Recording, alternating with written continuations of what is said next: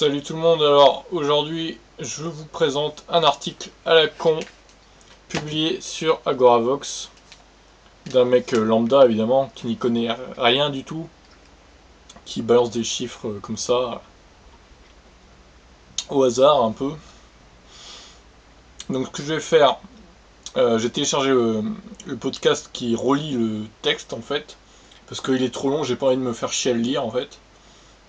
Je vais vous faire écouter, je vous laisse en même temps la page web et on réagit après sur ça. C'est parti. Go. Le mirage escrologique. Premier volet, la voiture électrique, qu'on nous présente comme la panacée, qui va résoudre d'un coup de baguette magique tous nos problèmes de pollution.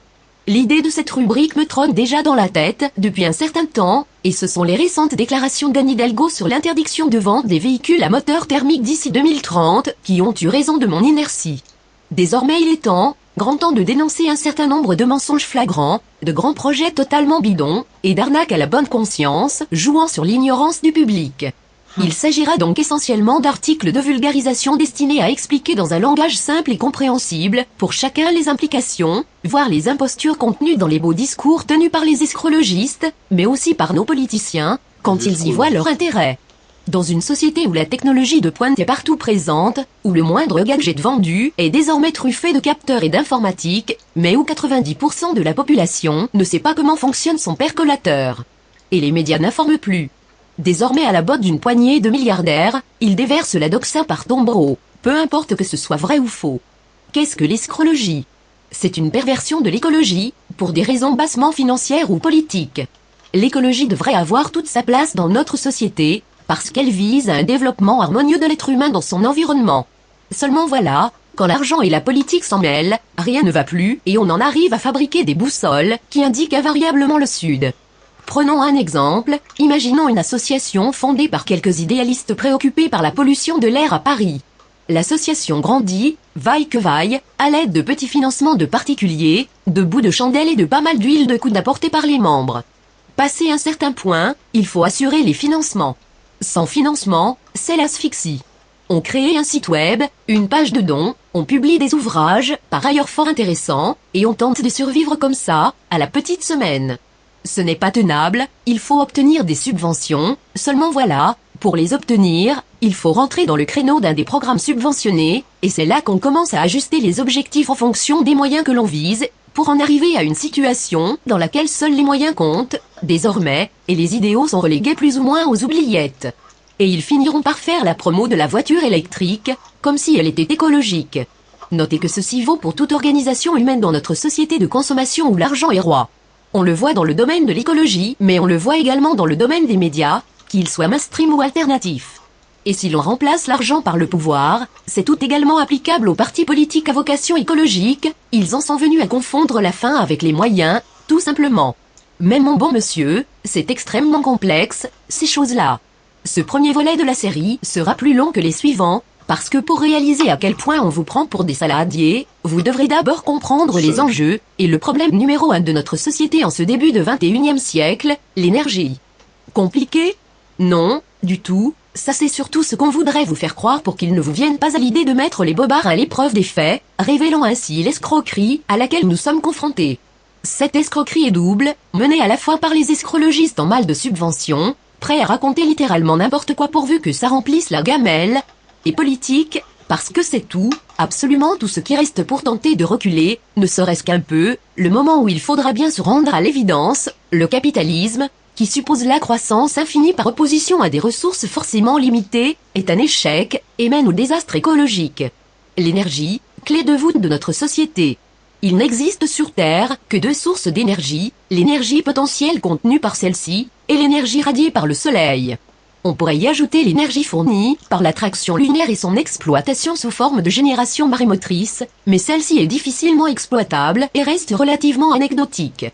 Il faut aussi se rappeler que la plupart des sources d'énergie sur notre planète résultent de l'accumulation d'énergie par transformation électrochimique, photosynthèse, dans des carburants fossiles, bois, charbon, pétrole, GPL, houille, lignite, etc. Et que ces carburants fossiles ne sont présents qu'en quantité forcément finie, et que les stocks ne sont pas régénérés, à l'exception du bois, dans une moindre mesure, quand on replante pour compenser les déforestations. L'énergie nucléaire, quant à elle, est issue de la fission d'atomes d'éléments radioactifs comme l'uranium, lui aussi présent en quantité limitée dans les gisements, tels ceux exploités par Areva au Niger. Énergie fossile/biomasse, astérisque. Énergie nucléaire. Énergie solaire. Autres. Pétrole. Fission. Panneaux photovoltaïques. Géothermie. Gaz de pétrole liquéfié. Éolien. Marémoteur. Charbon. Barrage hydraulique. Lignite. Houille. Bois, astérisque. Gaz naturel, méthane, astérisque. Comme vous voyez, on a vite fait le tour des ressources à notre disposition. Il faut se rappeler que toutes les énergies fossiles ainsi que la biomasse sont issues de la transformation du carbone par l'action de la photosynthèse. Photosynthèse. Photosynthèse, para 0,9 kg, original Vatcle. C'est le processus bioénergétique qui permet à des organismes, comme les bactéries phototrophes, de synthétiser de la matière organique en utilisant l'énergie lumineuse. Elle apparaît il y a 3,7 milliards d'années chez des bactéries sulfatoréductrices. Des glucides, par exemple des oses tels que le glucose, sont synthétisés à partir du dioxyde de carbone CO2 et de l'OH2O avec libération d'oxygène O2 comme sous-produit de l'oxydation de l'eau. C'est la photosynthèse oxygénique qui maintient constant le taux d'oxygène dans l'atmosphère terrestre et fournit toute la matière organique ainsi que l'essentiel de l'énergie utilisée par la vie sur Terre. Aujourd'hui, la puissance moyenne captée par la photosynthèse à l'échelle du globe avoisine 130 TW, ce qui équivaut à environ 6 fois la consommation énergétique de l'humanité. Pas mal. Source, Wikipédia. Remarque. L'Homo sapiens n'est pas l'inventeur des panneaux solaires, la nature utilise le soleil comme apport énergétique à sa biochimie depuis plus de 2 milliards d'années, et ce, dans des proportions qu'on n'est pas prêt d'égaler. Le dioxyde de carbone, qu'on présente comme le plus grand danger de tous les temps, on va tous mourir, est l'une des plus importantes briques de la vie sur notre planète. Lorsqu'on réduit le taux de CO2 dans l'atmosphère, on réduit mécaniquement l'efficacité du processus de photosynthèse et, par voie de conséquence, les rendements à l'hectare des cultures. Ce n'est pas sur BFM TV que vous risquez d'apprendre ça. Avec comme corollaire que lorsque la quantité de CO2 augmente dans l'atmosphère, la photosynthèse s'accélère et absorbe plus de dioxyde de carbone pour le transformer en plantes qui elles-mêmes utiliseront la photosynthèse, etc. Ce qui mène à un système autorégulé. Oui, enfin bon, je mets une pause là parce que quand même, là c'est extraordinaire. Il se dit pas que quand il y a vraiment trop de CO2, les plantes peuvent plus absorber et du coup le CO2 reste quand même dans l'atmosphère. Du coup ça réchauffe la planète, ça fait fondre des glaces, etc. Comme on le sait tous. Bon allez, on continue. Contexte géopolitique.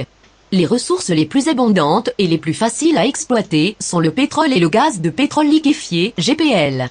Il est important de se rappeler que le pétrole est aussi à la base de toute l'industrie pétrochimique, plastique, solvants, détergents, médicaments, cosmétiques, fibres synthétiques, etc. C'est littéralement le sang qui irrigue le développement des pays industrialisés. Il est donc logiquement au cœur de tous les enjeux stratégiques des grandes puissances occidentales, mais aussi de la Chine et de l'Inde. On cherche à prendre le contrôle des ressources, si possible à vil prix, et si l'on ne peut le faire, on va s'assurer par alliance ou par contrainte que l'ennemi ne pourra pas en disposer. Ainsi, si vous dressez la liste des pays qui ont fait les frais des guerres de l'OTAN ces 20 dernières années, ou de ceux que les USA considèrent comme des ennemis, elle ne comportera, en pratique, que des pays producteurs de pétrole ou des pays par lesquels passaient, ou auraient dû passer, des pipelines vitaux pour les intérêts américains, Afghanistan, Irak, Libye, Syrie, Russie, Iran, Venezuela 1. Source Wikipédia, https://fr.wikipedia.org/wiki/r%c3% à 9 serve souligné p%c3% à 9 trolique 3% à 8 re. Toujours est-il que l'United States Geological Survey, UG, estime que les réserves de pétrole deviendront économiquement inexploitables dans les années 2050. Alors, je fais une petite pause là. Il y a le graphique. Donc, réserve de pétrole prouvée 81-2017. D'accord, ouais, bah écoutez, Venezuela en tête, hein, apparemment, devant l'Arabie Saoudite. On continue. Après, on commencera à brûler les déchets, on raclera les fonds de tiroir en exploitant les sables bitumeux, et pourquoi pas, on ira chercher de nouveaux gisements en Antarctique, actuellement protégés de l'exploration par des traités environnementaux. On brûlera les déchets, les pneus, et plus que probablement, on en viendra à reprendre l'exploitation des mines de charbon des bassins miniers du nord de la France et de Belgique. Et quand Moloch aura tout dévoré, il ne restera à l'homme que ses yeux pour pleurer. Bref rappel de quelques notions importantes. Si vous souhaitez comprendre par vous-même les calculs qui vont suivre, vous devrez comprendre ce qu'est une énergie, un travail, et comment on l'exprime, unité. Il vous faudra aussi comprendre la notion de rendement, propre à toutes les machines. Cela nous permettra de comparer des consommations et des productions d'énergie dans le même référentiel, puisque dans la littérature, on parle tantôt de joules, tantôt de kilowattheures, tantôt en tonnes équivalent pétrole, TEP. 1. L'énergie et ses unités. L'énergie, souvent représentée par l'initiale W, work, est le produit d'une puissance, P exprimée en watts, multipliée par une unité de temps, T exprimée en secondes. C'est donc le travail fourni à hauteur d'une certaine puissance pendant un laps de temps. Son unité de base est le joule, s'écrit J.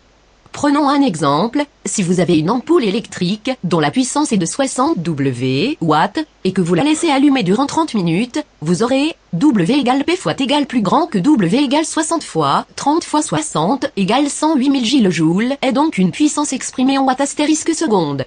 Pour obtenir en kWh, kilowattheure, on divise simplement par 3 600 000. Et on obtient 108 000 / 3 600 000 égale 0,03 kWh. Remarque. Les préfixes des unités les plus couramment rencontrés sont ici, abre, nom, valeur, K-kilo, 103, Monsieur méga, 106, G-giga, 109, Tétéra, 1012, Pépéta, 1015. La tonne d'équivalent pétrole, symbole TEP, est une unité de mesure de l'énergie. Elle est notamment utilisée dans l'industrie et l'économie. Elle vaut, selon les conventions, 41,868 GJ parfois arrondi à 42 GJ, ce qui correspond au pouvoir calorifique d'une tonne de pétrole moyenne. Cette unité a remplacé, de fait, la tonne équivalent charbon. Elle ne fait pas partie du système international d'unités où l'énergie s'exprime en joules. 2. Pour les carburants. Comment connaître la quantité d'énergie contenue dans un litre de diesel, d'essence ou de GPL ?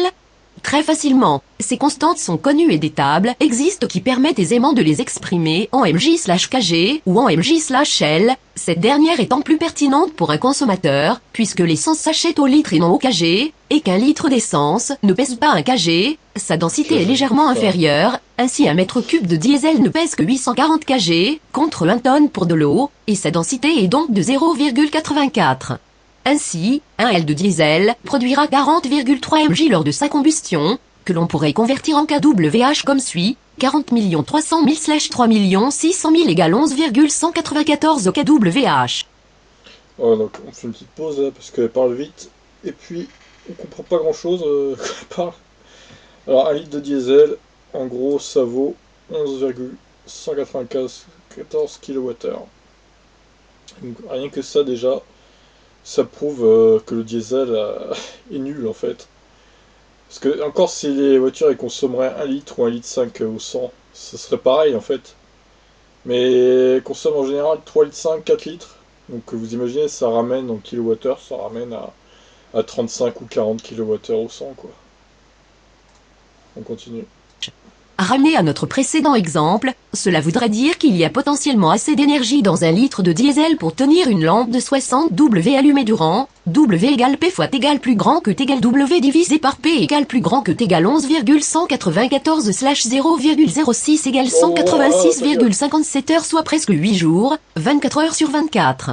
Mais comme nous allons le voir tout de suite, ce n'est pas aussi simple, parce qu'une partie de cette énergie sera forcément perdue lors de la conversion en électricité. Et de cette énergie résiduelle reçue par la lampe à incandescence, seule une petite partie sera convertie en lumière visible. 3. Le rendement. En physique, le rendement est défini comme une grandeur sans dimension qui caractérise l'efficacité d'une transformation, physique ou chimique. En physique, la grandeur caractérise généralement la conversion d'une forme d'énergie en une autre. Source, Wikipédia. R égale travail utile divisé par travail total égale plus grand que exprimé sans unité, le plus souvent en pourcent.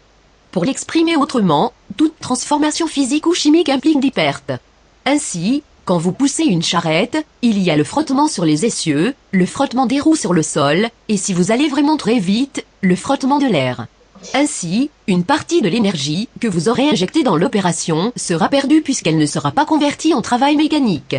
Dans la presque totalité des cas, les pertes sont des déperditions sous forme d'échauffement que l'on exprimera en joules ou en kWh. Ainsi on peut postuler qu'une machine parfaite aurait un rendement de 1, celui-ci ne pouvant en aucun cas être supérieur à 1, ce qui impliquerait que la machine rendrait plus d'énergie que ce qu'elle aurait reçu, impossibilité du mouvement perpétuel. Ainsi, le rendement des meilleurs moteurs thermiques à l'heure actuelle va de 36% pour les moteurs à essence à 42% pour les moteurs diesel, ce qui en fait d'excellents candidats comme chauffage d'appoint monté sur roulette, mais de piètres machines s'agissant de convertir la chaleur en travail mécanique. Exemple. Ainsi, pour un plein de diesel de 50 L, vous aurez nominalement une énergie de 50 fois 40 300 000 divisé par 3 600 000 égale 559,7 kWh. Alors, donc pour un plein de diesel de 50 litres, on aura en gros 560 kWh. Ouais, c'est à peu près 11 kWh le litre, c'est comme on a vu tout à l'heure. Dont seuls 235 kWh seront effectivement convertis en mouvement. Et le reste, dont seuls 559,7 astérisque 0,42 égale 235 kWh seront effectivement convertis en mouvement, et le reste contribuera au réchauffouillage de la planète et au bien-être des fouines qui adorent venir se lever sous le capot sur les moteurs encore chauds avant de commencer à mâchouiller les durites et les gaines de câbles parce que celles-ci contiennent des additifs à base d'huile de poisson. Réchauffouillage de la planète et au NOx, parce que les particules aussi diesel, faut en parler aussi, monsieur. Alors là, ça y est, on passe à l'arnaque, la voiture électrique. On continue. L'arnaque, la voiture électrique est écologique et ne donne lieu à aucun rejet. Mais comment peut-on débiter pareille ineptie ? Les voitures électriques ne sont pas vendues avec 250 000 km d'autonomie déjà chargée, que je sache. Or, que vous propulsiez votre voiture avec du diesel ou avec de l'électricité, il vous faudra bien y apporter une certaine quantité d'énergie pour la faire avancer. Un peu plus, même, à puissance équivalente si l'on compare le poids d'un moteur thermique et d'un réservoir à celui du moteur électrique et des lourdes batteries. Le présent comparatif ne tient pas compte des rendements au-delà de la conversion en énergie mécanique, mais dans tous les cas, ceux-ci ne sont pas en faveur de la voiture électrique. Et dans tout attendez, le présent comparatif ne tient pas compte des rendements au-delà de la conversion. Ah ouais, mais j'aimerais bien voir ça, que ce soit pas en faveur de la voiture électrique. Ouais, on va... les cas, cette énergie devra bien être générée quelque part, ce qui donnera lieu soit à des déchets radioactifs, soit à des rejets dans l'atmosphère, particules fines, NOx, CO et CO2, pour les centrales dites conventionnelles, fioul, charbon, etc. On ne fait ici que séparer le lieu de production de celui où sera utilisée l'énergie, c'est un piège à la bonne conscience, un attrape-bobo. Bilan énergétique comparé. 1. Voiture thermique, essence ou diesel. Pour les moteurs thermiques, le bilan est assez simple, puisqu'il s'agit d'un système essentiellement autonome. Le seul apport énergétique est le carburant qu'on y injecte, et le rendement est connu. La proportion de diesel étant de 47,56% et celle des voitures à essence de 47,44%, la formule du rendement moyen du parc automobile français, moteur thermique, peut s'établir comme suit, moyenne pondérée, sachant que le rendement d'un moteur à essence est de 36% et celui d'un diesel, de 42%. RM égale 47,56. Bon, en gros, 39% de rendement pour les voitures thermiques. Astérisque 42 plus 47,44 astérisque 36 slash 47,56 plus 47,44 égale 39,00%. 2. Voiture électrique, lithium. Les choses seront plus compliquées dans ce cas.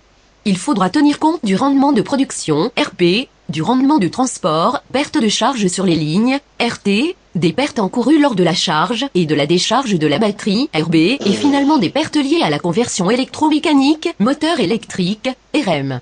Le rendement global est alors le produit des rendements intermédiaires. A. Rendement de production, RP.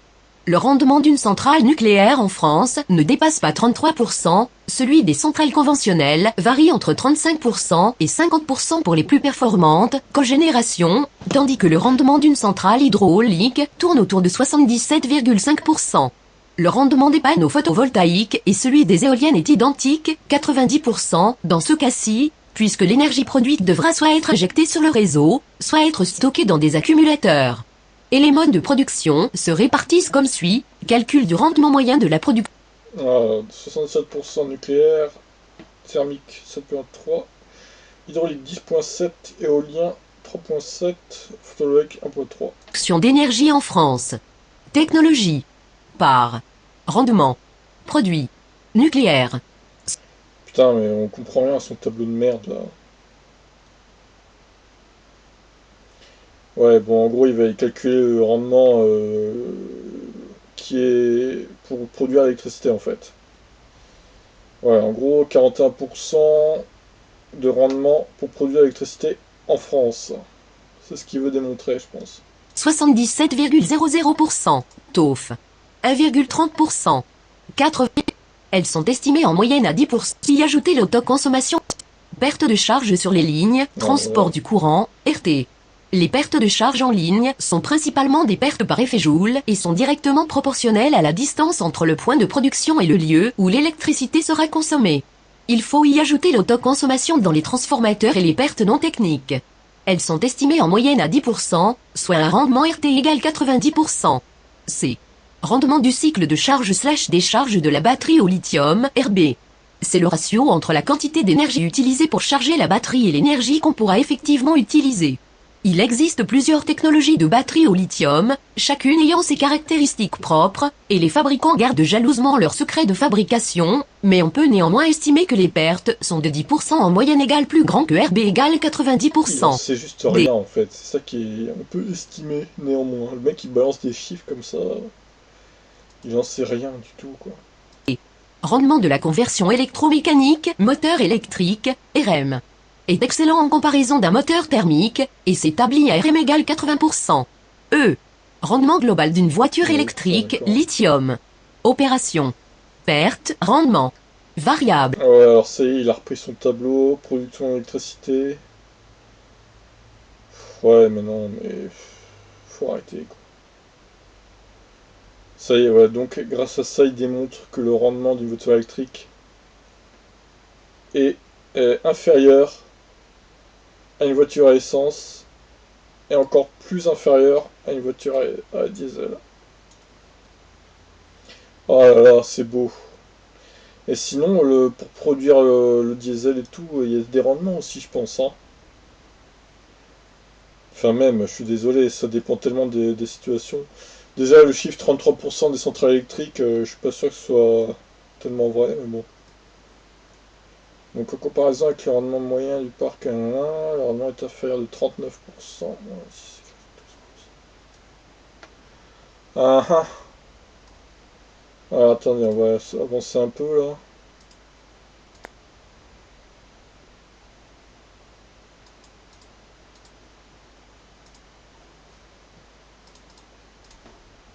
En pratique, cela veut dire que si, pour faire 500 km avec votre diesel vous consommiez 35 litres d'essence, vous en consommerez 40,4 avec votre superbe voiture électrique, qui ne pollue pas. Oh là là, mais n'importe quoi. Chose est certaine, vous paierez in fine pour 40,4 litres et non pour 35.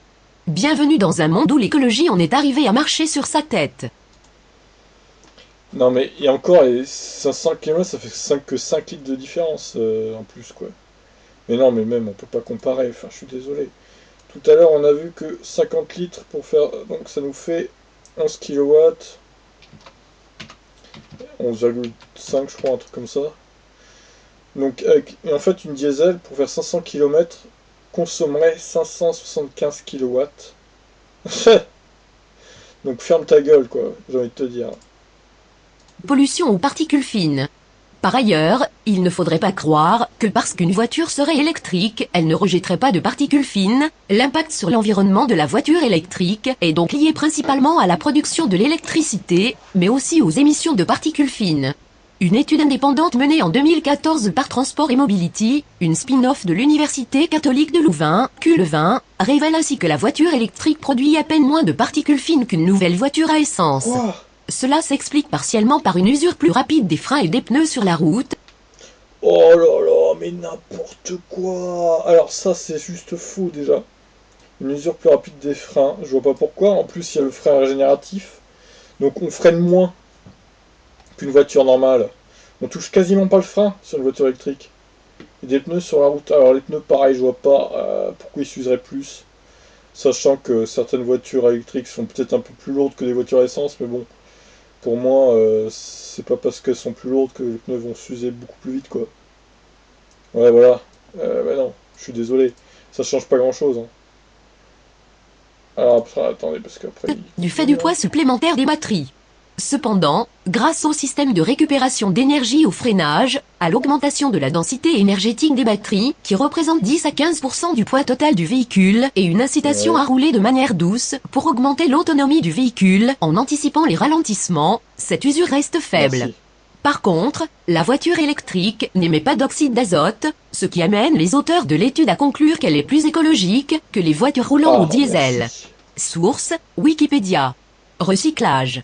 Hormis le fait que le bilan carbone lors de la fabrication d'une voiture électrique et de ses batteries est astronomique, le recyclage n'en est qu'à ses balbutiements, et ceci est d'autant plus vrai qu'il n'existe pas à proprement parler d'obligation de recycler complètement les batteries au lithium.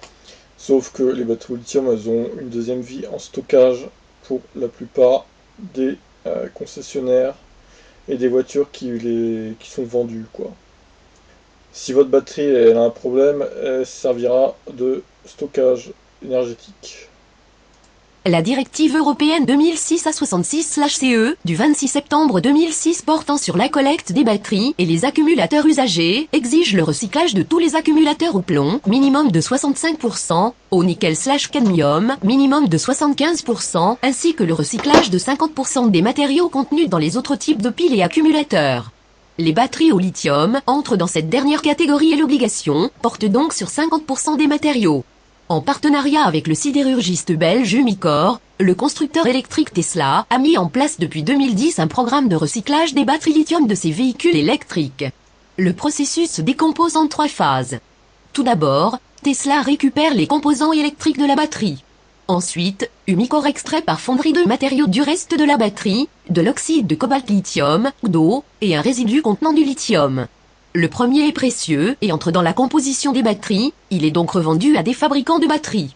Le lithium, quant à lui, est réutilisé dans la fabrication de ciment. Ainsi, l'ensemble de la batterie est recyclé suivant un processus rentable économiquement. Ben voilà, nickel. On continue. Source, voiture électrique durable. NDLR, d'autant plus rentable économiquement qu'on aura bien vite fait d'ajouter au prix d'achat une taxe destinée au recyclage des accus. D'autres, décidément très créatifs, comme Renault, recyclent les accus pour les réutiliser. Comme accus. Lorsque la batterie du véhicule électrique n'est plus assez performante pour une utilisation automobile, elle peut cependant trouver de nouvelles applications commerciales et s'intégrer dans un cycle d'économie circulaire. En partenariat avec Bouygues Énergie et Services, Renault a installé un système utilisant des batteries de véhicules électriques qui stockent l'électricité produite par les 25 000 m² de panneaux photovoltaïques du site de Challenger siège de Bouygues Construction. Source, Tesla Magazine. Ressources naturelles, lithium, totalement insuffisantes pour représenter une alternative crédible. C'est joli de promouvoir la voiture électrique, si peu écologique, mais si l'on se repose sur la technologie actuelle, ça restera un gadget pour bobos déclassés aisés. Oh mais le mec, quel aigreur. C'est un vieil aigri ce gars en fait. Il pue la jalousie quoi. Un des problèmes les plus difficiles à surmonter tient aux ressources en lithium, constituant essentiel à ce jour des batteries adaptées au transport automobile. En effet, selon un ouvrage publié en 2010, les ressources utilisables pour cet usage ne dépasseraient pas 4 millions de tonnes. Sachant que la masse de lithium requise pour un véhicule est de l'ordre de 5 kg, et qu'il y a actuellement 1,5 milliard de voitures à pétrole à travers le monde, les réserves ne permettraient pas de relayer la disparition du pétrole. Mais selon les estimations du US Geological Survey, UG, de 2016, les réserves économiquement exploitables de lithium sont évaluées à 14 millions de tonnes et les ressources identifiées à 40,7 monts, largement suffisantes pour alimenter tout le parc automobile mondial. Source, Wikipédia. Oui, le calcul est vite fait, 4 milliards kg divisé par 5 kg égale 800 millions de batteries, un peu court pour recycler la flotte mondiale, à supposer qu'on ait les centrales et les carburants pour les charger un jour. Ne vous laissez pas tromper par les intitulés comme réserves économiquement exploitables et les ressources identifiées, il s'agit de lithium, en réalité très difficile à extraire, ce qui en multipliera probablement le prix par un facteur considérable, à supposer qu'on y arrive. Le lithium est assez abondant dans la croûte terrestre, 33e élément le plus abondant, en dessous du nickel, du cuivre, du tungstène, où sa présence serait de l'ordre de 65 ppm, partie par million. Les minerais titrant plus de 2% en oxyde de lithium sont rares et son extraction peut être une opération assez longue et coûteuse. Il n'existe, en concentration permettant une exploitation économiquement rentable, à ce jour, qu'en assez peu d'endroits sur Terre. Les principaux minerais qui en contiennent sont des silicates comme le feldspathoïde pétalite, le mica lépidolite et surtout le pyroxène trifane, ou spodumène ou des phosphates comme l'amblygonite. Source, Géoconfluence ENS Lyon. Quel est exactement le but poursuivi par les dirigeants? Il ne faudrait pas croire qu'ils sont stupides, ils peuvent, le cas échéant, s'appuyer sur des avis d'experts qui ont déjà dû leur détailler par le menu tous les inconvénients de cette soi-disant solution miracle. Mais alors quel serait exactement l'objectif poursuivi? Personnellement, je crois qu'il s'agit d'imposer une forme de décroissance sélective, sur base de quels critères? Eh bien le seul qui vaille désormais, la richesse. Ainsi les moins riches iront à pied tandis que les nantis et les privilégiés pourront continuer à polluer en toute tranquillité pour peu qu'ils dénouent quelque peu les cordons de la bourse. Parce que si la différence entre le prix de revient d'une voiture à moteur thermique aujourd'hui est minime, c'est surtout parce qu'elle est outrageusement subventionnée. Les subventions, c'est comme Robin des Bois, mais à l'envers. C'est l'État qui prend aux moins nantis pour donner aux riches, bienvenue en Europe en 2017. Et oui, quand vous achetez une voiture électrique, vous bénéficiez en France d'une série de subventions et d'avantages, Pas si on achète d'occasion. y compris une ristourne sur le prix du carburant. Et tout ça n'est rendu possible que parce qu'il y a beaucoup de pauvres, qui eux, ne peuvent pas se payer une voiture subventionnée mais coûteuse, et doivent se contenter de vieilles guimbardes taxées à mort. Alors, je vois pas en quoi une voiture pourrie, genre de 500 euros d'occasion qui a 300 000 km, est taxée. C'est absolument ridicule. À quel moment ils sont taxés, les gens qui achètent ça? Et vu l'interdiction de la vente de voitures neuves à moteur thermique dès 2030, les prix de l'occasion monteront, et ils seront taxés plus que jamais. Subvention/avantage. Bonus écologique de 6 000 euros. Associé à une possible prime à la conversion, jusqu'à 4 000 euros. Des pleins d'énergie à moindre frais. Une carte grise gratuite. La possibilité de rouler en cas de pic de pollution. Et un stationnement résidentiel gratuit dans certaines villes. Alors, surtout qu'il s'est pas mis à jour, parce qu'en 2018, ce sera plus du tout pareil. Ça sera 6 000 plus 2 500. Et ceux qui achèteront une voiture thermique auront aussi quelques avantages à 1 000 ou 2 000 euros, je sais plus exactement, mais ils pourront avoir des avantages. Une voiture thermique qui pollue moins que...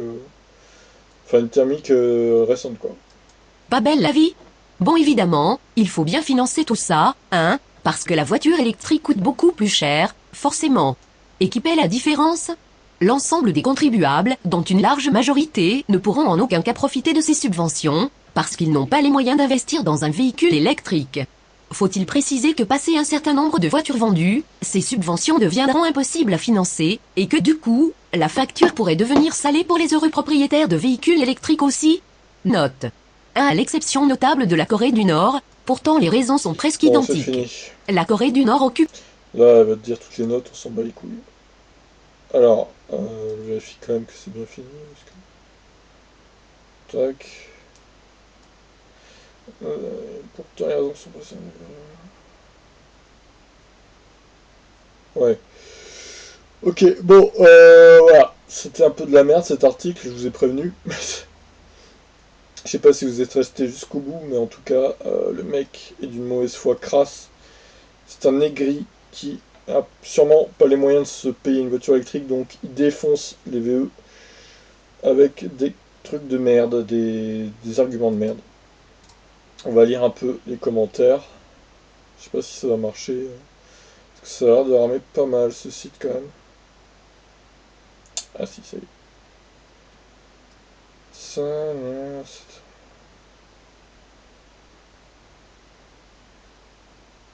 ouais, d'accord.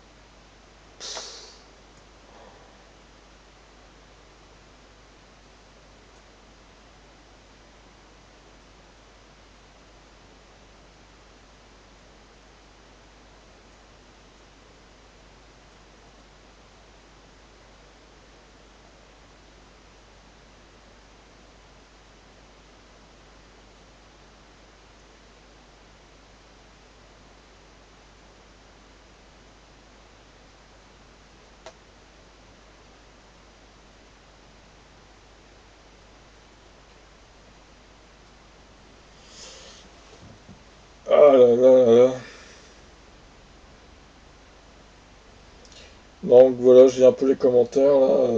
Les gens sont quand même contre lui, la plupart, hein. Vous pouvez lire en même temps que moi, mais. Enfin voilà, je vous laisse le lien dans la description. Voilà, moi j'avais posté là. J'avais posté ça hier ou avant-hier, je sais plus. Un bel article de merde, absolument pas objectif, qui croit s'y connaître. Après c'est un lecteur des chiffres faux et tout ça, ça. Voilà, bah ça. Franchement, voilà. Ça traduit bien ce que je pense à l'heure actuelle. Alors qu'il a même pas les bases. Ah, allez, bam, dans ta gueule.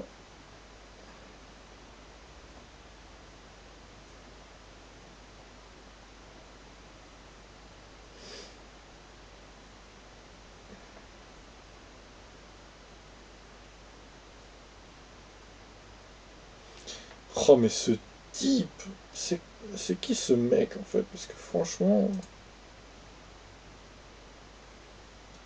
Ah, bah c'était un belge.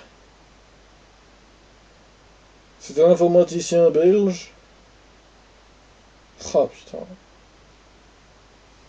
Bah, reste à ton boulot d'informaticien, franchement, parce que là. Non, quoi. Les analyses à 2 balles, là, ça va, quoi.